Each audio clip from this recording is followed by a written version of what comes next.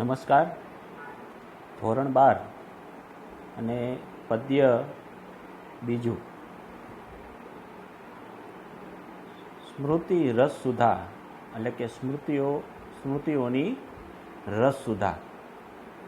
આપણે ભારતીય સંસ્કૃતિની અંદર સ્મૃતિઓ લખાણી છે, આપણે પ્રસ્તાવનામાં સમજ્યા. અને સ્મૃતિઓ આધારિત છે એ માણસ જીવન જીવે એવા પહેલાંના સમાજની અંદર પ્રયત્ન થયા. જેમ કે મનુસ્મૃતિ, યાજ્ઞવલ્ક્ય સ્મૃતિ, પરાશર સ્મૃતિ, આ બધી અલગ અલગ સ્મૃતિઓ છે. તો આપણે હવે આ સ્મૃતિના જે અલગ અલગ શ્લોક આપેલા છે તેની અંદર એની આપણે ચર્ચા કરવાની છે. તેની અંદર જે આ પ્રથમ જે શ્લોક છે એ મનુસ્મૃતિનો, અને કઈ રીતે એની અંદર માનવ જીવન છે એ ધબકતું થયું અથવા એને કઈ રીતે જીવન જીવવું જોઈએ એની ચર્ચા છે આ શ્લોકોની અંદર કરવામાં આવી છે. તો ખાસ કરીને આપણે એ શ્લોકોની ચર્ચા આપણે અહીંયા કરતા જઈએ, સમજતા જઈએ કે કઈ રીતની અહીંયા એ કહેવામાં આવ્યું છે. કીધું છે અધર્મેણ ધિત તાવત તતો ભદ્રાણી પશ્યતિ તત સપત્નાન જયતિ સમૂલ તુ વિનશ્યતિ. બહુ સરસ મજાનો શ્લોક છે કે વ્યક્તિ પ્રથમ શું પ્રાપ્ત કરે છે, કઈ રીતે પ્રાપ્ત કરે છે, અને પ્રાપ્ત કર્યા પછી એનું કઈ રીતે સમૂળ નાશ થાય છે. તો અહીંયા એને સ્પષ્ટ કીધું છે અધર્મેણ. કેવું કીધું છે? અધર્મેણ એટલે કે અધર્મથી, તાવત એટલે કે પહેલા, એ ધતે એટલે વધવું. પણ શેમાં વધવું? સમૃદ્ધમાં. સમૃદ્ધિ થાય છે, લક્ષ્મી આવે છે. પણ કેમ આવે છે સમૃદ્ધિ? અધર્મથી સમૃદ્ધિ છે તે પ્રાપ્ત થાય છે. હવે સમૃદ્ધ તો થઈ ગયો પણ અધર્મથી. તતઃ પછી શું? તો પછી અહીંયા શું કહે છે? ભદ્રાણી, પૈસા આવી ગયા, અસમૃદ્ધ થઈ ગયો, તો એ શું જોવે છે? તો કે કલ્યાણને જોવે છે. સ્ટેપ છે. પહેલું સ્ટેપ અધર્મથી, બીજું સ્ટેપ પૈસા આવ્યા, સમૃદ્ધ થયો. ત્રીજા સ્ટેપમાં શું જુએ છે? કલ્યાણ જુએ છે. કારણ કે પૈસા છે એટલે કાંઈ ઉપાધિ છે નહીં. અઢળક પૈસો આવી જાય તો માણસ છે એ ગમે ત્યાં વાપરી શકે, ગમે તે વસાવી શકે. એટલે કલ્યાણને જુએ છે. તતઃ પછી સપત્નાન, શત્રુઓ ઉપર, જયતિ વિજય મેળવે છે. એટલે કે પછી હવે શું કરે છે એના? તો કે ચોથા સ્ટેપથી એનું પતન ચાલુ થાય છે એ વ્યક્તિનું. શત્રુઓ ઉપર વિજય એટલે કે જે સજ્જન લોકો છે એના શત્રુ બને છે અથવા એને માને છે. અધિક ધન આવવું અને એને પચાવવું, અને એ ખૂબ જ મોટી વાત છે. સામાન્ય માણસ થઈને રહેવું, પૈસાદાર વ્યક્તિ છે એ સામાન્ય માણસ થઈને ન રહી શકે. બહુ ઓછા લોકો તમે જોયા હશે, અઢળક ધન હશે એ વ્યક્તિને એના ધનનો અભિમાન હોય છે. તો અહીંયા શું કહે છે? જયતિ વિજય મેળવે છે. તતઃ પછી શું થાય છે? તો કે સમૂલ, છેવટે સમૂલ એટલે કે સમૂળ ગો, વિનશ્યતિ એટલે કે પરિવાર સહિત તેમનો નાશ થાય છે. શું કહેવા માગે છે? અધર્મથી પહેલા સમૃદ્ધ થાય છે, પછી કલ્યાણને જુએ છે, પછી શત્રુઓ ઉપર વિજય મેળવે છે, અને પછી છેવટે સમૂળ ગો જે છે, સમૂળ ગો એ વિનશ્યતિ એટલે કે નાશ પામે છે. તો આ રીતનો છે મંત્ર અહીંયા. ત્યાર પછીનો આપણે બીજો મંત્ર એટલે કે બીજો શ્લોક જોઈએ કે શું કહેવા માગે છે. સદા પ્રહષ્ટાયા ભાવ્ય ગૃહ કાર્યેષુ દક્ષયા સુસંસ્કૃતો ઉપકારયા વ્યયે ચા અમુનક્ત હસ્તયા. એટલે અહીંયા એવું કહેવામાં આવ્યું છે, આ જે છે મનુસ્મૃતિનો જે આ મંત્ર છે, શ્લોક છે, એ શું કીધું છે? ખાસ કરીને નારીઓની વાત કરવામાં આવી છે. સ્ત્રીયા સ્ત્રીયા નારી શું કીધું છે? સદા એટલે કે હંમેશા, સદા હંમેશા કેવી રહેવી જોઈએ? તો કે પ્રહષ્ટાયા પ્રસન્ન, પ્રસન્ન રહેવી જોઈએ. નારી પ્રસન્ન રહે તો ઘર આખું પ્રસન્ન, સંસાર આખો પ્રસન્ન, આનંદમય છે. એટલે અહીંયા નારીની એક જે વાત કરવામાં આવી છે, ખાસ કરીને સમાજની અંદર જે નારીની જે સ્થિતિ છે અને એ સ્થિતિ કેવી હોવી જોઈએ તે વાત છે એ આ શ્લોકની અંદર કરવામાં આવી છે. અહીંયા સંસ્કૃતની અંદર એવા પણ આપણે વાક્ય જોવા મળે કે યત્ર નારેન્દ્ર પૂજંતે રમંતે તત્ર દેવતા, એટલે કે જ્યાં નારીઓની પૂજા થાય છે ત્યાં દેવતાઓનો વાસ થાય છે, જેનું માન અને સન્માન છે. જે ઘરની અંદર જે નારીનું માન અને સન્માન વધે છે ત્યાં લક્ષ્મીનો પણ વાસ થાય છે. એટલા માટે અહીંયા સ્પષ્ટ કીધું છે કે પ્રયષ્ટાયા પ્રસન્ન. પછી અહીંયા કહેવામાં આવ્યું છે ગૃહ કાર્યેષુ. ગૃહ કાર્યેષુ એટલે કે જે ઘરનું કામ છે તો એને ઘરનું કામ પણ એને આવડતું હોય, એટલે એ જે ઘરનું કામ કરે છે એમાં કેવી છે? તો કે દક્ષયા એટલે કે કુશળ છે. નારી છે એ ઘરના કાર્યમાં કુશળ હોય છે. જે નારીના ઘરના કામમાં કુશળતા નથી હોતી એ ઘર ક્યારેય સુખી હોતું નથી. એટલે કે જે ઘરમાં નારી દક્ષ છે, ગૃહ કાર્યની દક્ષ છે, તે ઘર હંમેશા સુખી છે. ત્યાર પછી કીધું છે સુસંસ્કૃતોપસ્કરાય, એટલે કેવી? સુસંસ્કૃત સાધન સામગ્રીને સ્વચ્છ રાખનારી. ઘર કેવું રાખે છે? તો કે સ્વચ્છ, સુસંસ્કૃત. બાળકની અંદર જો કોઈ સંસ્કાર શીખતું હોય તો એની માં છે. એટલે સુસંસ્કૃત સાધન સામગ્રીને સ્વચ્છ રાખનારી તેમજ ઘરને સ્વચ્છ રાખનારી કોણ છે? તો કે નારી છે. જો અને વ્યયે, વ્યય એટલે કે ખર્ચમાં આપણે કહીએ કે આપણે કોઈ પણ મોટા મોલને આપણે જેમ કે રિલાયન્સ મોલ છે, બિગ બાઝાર છે, એને કોણ હેન્ડલ કરે? તો કે MBA કરેલા જે લોકો છે ને એ લોકો જે હેન્ડલ કરતા હોય છે. પણ આપણા ઘરની અંદર રહેલી આપણી માં છે એ પણ ભણ્યા વગર, MBA કર્યા વગર કેટલો ખર્ચ થાય, ક્યાં બચાવવું જોઈએ, ક્યાં પૈસા બચે એમ છે, આ બધુંય છે એ માતાને ખબર છે. એટલે કે વ્યય એટલે કે ખર્ચમાં કેવું છે? અમુક્ત હસ્તયા કરકસરયુક્ત. કેવી માં છે? તો કે કરકસરયુક્ત. નારી હંમેશા કરકસરયુક્ત હોવી જોઈએ. આમ નારીનું મહત્ત્વ બતાવતો આ શ્લોક છે એ અહીંયા બતાવવામાં આવ્યો છે. ત્યાર પછીનો જે શ્લોક છે તેની આપણે ચર્ચા કરી લઈએ. અહીં કીધું છે વેદસ્વીકરણમ પૂર્ણ વિચારો અભ્યસન જપ તદ્દાનમ ચૈવ શિષ્યેભ્યો વેદાભ્યાસો હિ પંચધા. તો અહીંયા ખાસ કરીને વાત કરવામાં આવી છે કે વેદાભ્યાસો, વેદનું અધ્યયન પંચધા 5 પ્રકારનું છે. એટલે કે વેદનો અભ્યાસ છે એ 5 પ્રકારે થાય છે. પૂર્વમ પહેલા વેદસ્વીકરણમ, વેદનો સ્વીકાર કરવા, વિચાર એટલે કે મનન કરવું. જો 5 પ્રકારે માની લો કે અભ્યાસ કરવો અથવા વેદનો જ અભ્યાસ કરવો હોય તો એ પહેલાં વેદનો સ્વીકાર કરવા માટે શું કરવું પડે? મનન કરવું પડે. એમને કોઈ પણ વસ્તુને આપણે છે આપણે સ્વીકારી શકતા નથી, કારણ એના પહેલાં આપણે વિચાર કરવો પડે કે ભાઈ આ છે એ મારાથી થશે કે નહીં થાય. એટલા માટે એટલે એક પ્રકારનું અહીંયા કહી શકાય કે જ્ઞાનો ઉપાર્જન અર્થાત વિદ્યા અભ્યાસની આ પદ્ધતિ છે એ આધારિત અહીંયા એનું વર્ણન કરવામાં આવ્યું છે.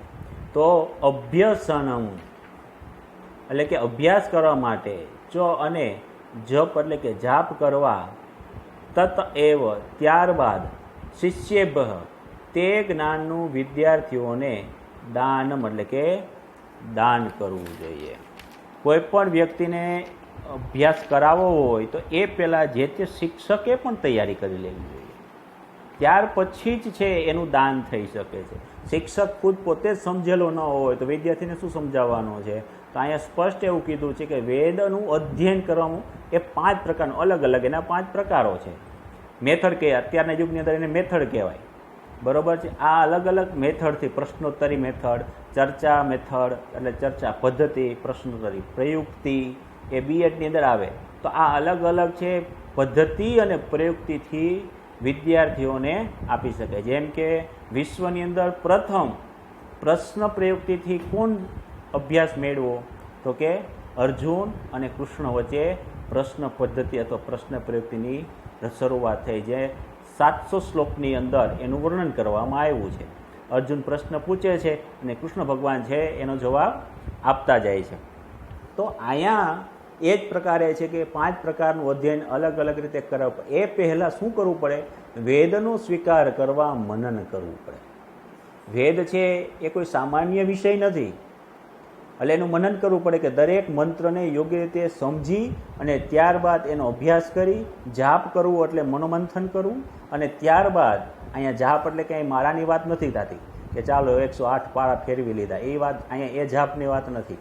ત્યારબાદ તે જ્ઞાનનું વિદ્યાર્થીઓને દાન કરવું. શિક્ષક બરોબર સમજી લે અને ત્યારબાદ તે વિદ્યાર્થીને તે એ જ્ઞાન છે એ વિદ્યાર્થીને દાનમાં આપે.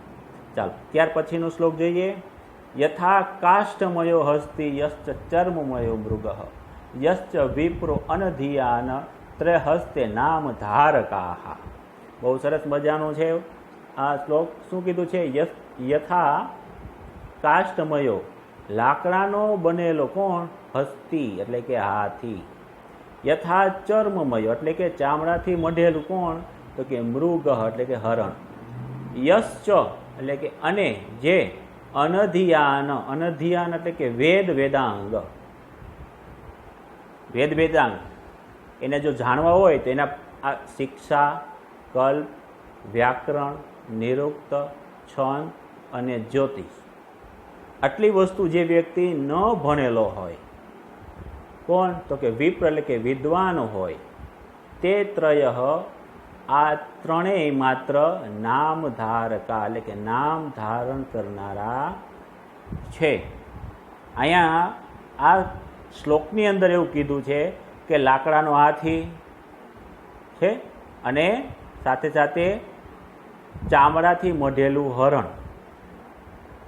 દિવાલની અંદર છે ને ચામડાથી મઢેલું હરણ હોય, નાનો એવો પ્રતિકૃતિ રૂપે લાકડાનો હાથી બનાવેલો હોય.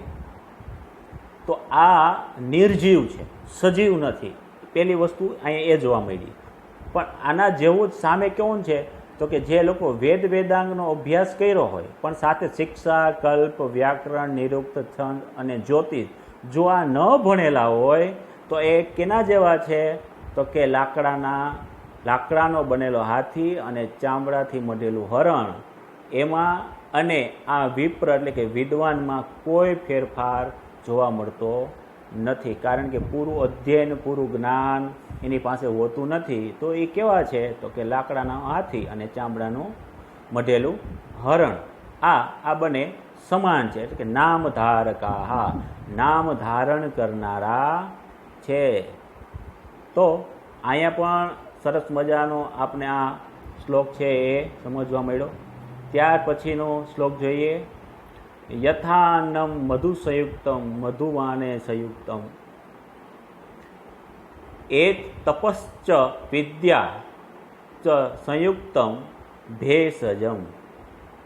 અહીંયા ભેષજમ અને સંયુક્તમ એમાં ક્યારેક ક્યાંક છે એ રસવાઈ છે, થોડોક એમાં ફોલ્ટ આવ્યો છે.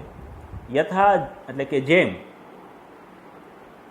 મધુ સંયુક્તમ મધથી યુક્ત, જેમ મધથી યુક્ત કોણ? તો કે અન્નમ એટલે કે અન્ન, વા એટલે કે અનેન અને અન્નથી સંયુક્તમ કોણ? તો કે મધુ હોય. અન્નથી યુક્ત મધુ અને મધુથી યુક્ત અન્ન. જે આપણે મધ ખાઈએ છીએ તે મધથી યુક્ત અન્ન અને અન્નથી યુક્ત મધ. એવી રીતે એટલે કે એમ વિદ્યા સંયુક્ત એટલે કે વડે જોડાયેલું તપ. મહત એટલે કે મહાન, ભેષજમ એટલે કે ઔષધ છે. જેમ મધથી યુક્ત અન્ન કે અન્નથી યુક્ત મધ હોય, આ બંને જો સાથે મળી જાય તો એક સરસ મજાનું શરીર માટે એક સારી ઔષધિ થાય. શરીરની અંદર જે બીમારીઓ આવતી હોય તો એની સામે રક્ષણ મેળવવા માટે આ બહુ સારી વાત છે. તો પણ આત્માની ઔષધિ, બુદ્ધિની ઔષધિ અને મનની ઔષધિ શું? તો કે વિદ્યા અને જો તપ, આ વિદ્યા અને તપ આ બંને જો જોડાઈ જાય તો એક મહાન ઔષધ છે. એટલે કે માણસ માટે એક મહાન ઔષધિ રૂપ સાબિત થાય જો તપ અને વિદ્યા સાથે જોડાઈ જાય. નકરું તપ પણ ન ચાલે અને ખાલી માત્ર વિદ્યા પણ ન જોઈએ. તપ અને વિદ્યા આ બંને વસ્તુ સાથે હોય તો એક સરસ મજાનું ઔષધ, એ છે આત્માનું ઔષધ. આત્મા માટે, બુદ્ધિ માટે, મન માટે આ ઔષધથી નિર્માણ થાય છે. એટલે ઉપરની જે લીટીની અંદર જે ઉદાહરણ આપ્યું છે, મધ અને અન્ન એ શરીરનું ઔષધ છે અને આ ઔષધ છે આત્મા, બુદ્ધિ અને મનનું ઔષધ છે. બહુ સરસ મજાનું વર્ણન છે આ શ્લોકની અંદર કરવામાં આવ્યું છે. ત્યાર પછીનો શ્લોક આપણે જોઈ લઈએ. દુરાચારો હિ પુરુષો લોકે ભવતી નિંદતઃ દુઃખ ભાગી ચ સતતમ વ્યાધિ તો અલ્પ આયુરેવ ચ. દુરાચારો, દુરાચારો એટલે કે દુરાચારી. પુરુષો એટલે કે પુરુષ જ. લોકે એટલે કે સંસારમાં. નિંદિત, નિંદા પાત્ર, ભવતી એટલે કે બને છે. જે દુરાચારી લોકો છે એ સંસારમાં નિંદા પાત્ર બને છે. ખબર છે, કોઈ એક વ્યક્તિ છે ચોરી કરે તો નિંદા પાત્ર બને છે. કોઈ વ્યક્તિ છે મન ફાવે તેમ બોલે છે તો નિંદા પાત્ર બને છે. કોઈ વ્યક્તિ છે વર્તન ખરાબ કરે તો નિંદા પાત્ર બને છે. એવ અને વળી સ તે સતત એટલે કે નિરંતર, સતત એટલે કે નિરંતર કેવો બને છે? દુઃખ ભાગી, દુઃખને પામનારો બને છે. કારણ કે સંસારમાં નિંદા પામી, કોઈ માન નહીં, કોઈ સન્માન નહીં, જ્યાં પણ જાય તેને ધુતકારવામાં આવે છે એટલે દુઃખ ભાગી બને છે. વ્યાધિત એટલે કે રોગી રહે છે, એ મનનો રોગી રહે છે. શરીરનો રોગીની વાત નથી, આ મનના રોગની વાત છે. સતત ને સતત જે દુરાચારી વ્યક્તિ છે એ મનનો રોગી રહે છે. અલ્પ આયુ અને ટૂંકા આયુષ્યવાળા જ થાય છે. કારણ કે એનું જે યુદ્ધ છે એ મન સાથે છે. સંસારની અંદર જેને માન અને સન્માન નથી મળતું તેનું યુદ્ધ છે એ સંસાર સાથે નથી, એને પોતાના મન સાથે, પોતાની બુદ્ધિ, પોતાની આત્મા સાથે થાય છે. એટલા માટે અહીંયા એ ટૂંકા આયુષ્યવાળા બને છે. અને મનોમન પોતાના મન કેવું છે એને ખબર પડે છે. એટલે અહીંયા સ્પષ્ટ એવું કીધું છે કે દુરાચારી પુરુષ જ સંસારમાં નિંદાપાત્ર બને છે અને વળી નિરંતર દુઃખ પામનાર છે, રોગી રહે છે અને અત્યંત ટૂંકા આયુષ્યવાળા જ તે થાય છે. તો આ શ્લોક પણ આપણી સામે સરસ મજાનો છે.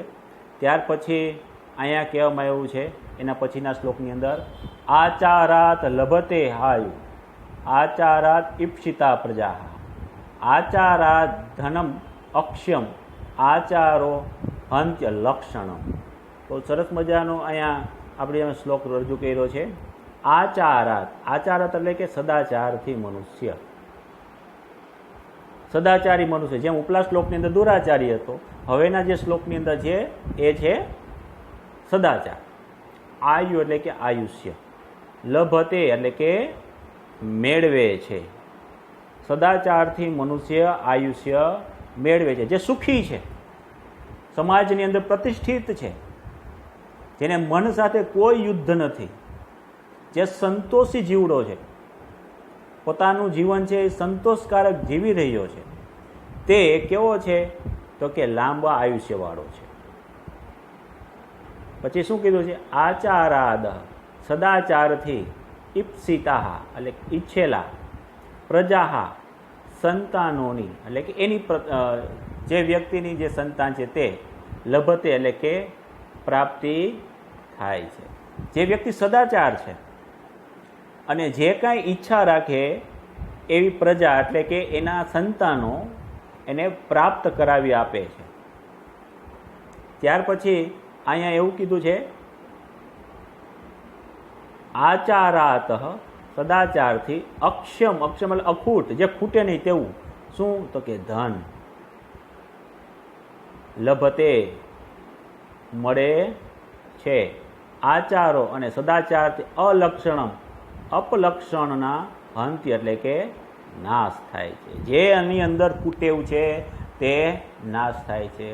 અપલક્ષણ એટલે કે જે અલક્ષણ છે એના મનની અંદર, બુદ્ધિની અંદર, જીવનની અંદર, કૃતિની અંદર અથવા વૃત્તિની અંદર, આ બધાનો નાશ કેનાથી થાય છે? માત્ર ને માત્ર સદાચારથી થાય છે. જે વ્યક્તિ સદાચારી છે તે પોતાના જીવનમાં ઘણી બધી પ્રગતિ કરે છે. એટલે કીધું સદાચારથી મનુષ્ય શું મેળવે છે? આયુષ્ય મેળવે છે.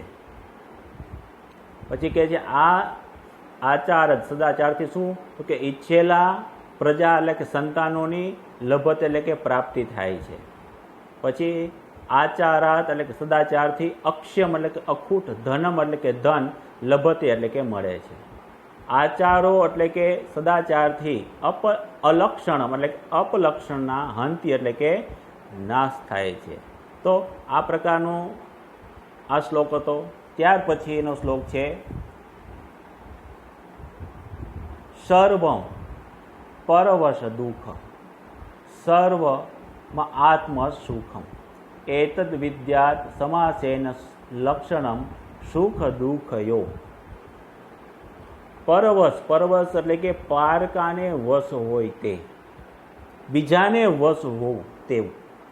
સર્વમ એટલે કે સઘળું કાર્ય, સઘળું કાર્ય દુઃખરૂપ છે. દુઃખરૂપ, બીજા ઉપર રહી અને જીવન જીવવું તો દુઃખરૂપ છે.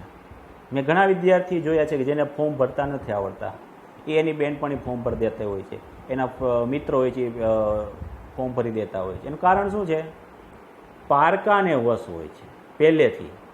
એ સઘળું કાર્ય છે એ બીજા ઉપર રાખ્યું હોય, બીજાના ખંભે રાખ્યું હોય છે. અને જ્યારે એકલા હોય ત્યારે ફોર્મ ભરવું હોય ત્યારે એ જ વસ્તુ દુઃખરૂપ થાય છે. એને ફોર્મ ભરતા આવડતું નથી. આત્મવશમ અને પોતાને વશ હોય એવું.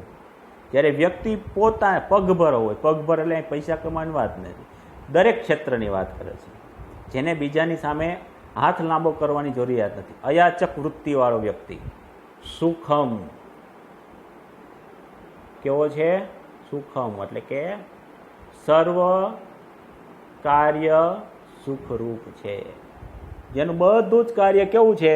તો કે સુખરૂપ છે. કારણ કે એ પોતાની જાતે, પોતાની જાત મહેનતે આ બધું જ કાર્ય કરે છે. સુખ દુઃખયો, સુખ અને દુઃખ, દુઃખને, સુખ અને દુઃખને વિદ્યાત જાણવા જોઈએ. ખરેખર સુખ અને દુઃખ શું છે અને ક્યાંથી ઉત્પન્ન થાય છે એ જાણવા જોઈએ. મને પ્રાપ્ત થતી વસ્તુ છે એ મનગમતી હોય તો સુખ, અને મને પ્રાપ્ત થતી વસ્તુ જો મનગમતી ન હોય તો આપણા માટે દુઃખ. આપણે વસ્તુને હિસાબે સુખ અને દુઃખ માનીએ છીએ. ખરેખર એ વ્યાખ્યા છે એ મનુસ્મૃતિ કે અલગ અલગ સ્મૃતિઓ છે એ માનતી નથી. તો આ બધા શ્લોક છે આપણે વ્યવસ્થિત સમજ્યા. અને આ વિડીયો જ્યારે તમે જુઓ ત્યારે તમારે આ દરેક શ્લોકને તમારી નોટબુકમાં ઉતારી નીચે અનુવાદ લખવાનો અને ત્યારબાદ વ્યવસ્થિત એને સમજવું. પાછળ સ્વાધ્યાય આપેલું છે એ સ્વાધ્યાય જોવું, અને સ્વાધ્યાય જોઈ અને એમાં આપેલા MCQ છે એ વ્યવસ્થિત સમજવા. પછી સંસ્કૃતના પ્રશ્નો આપેલા હોય તો એને પણ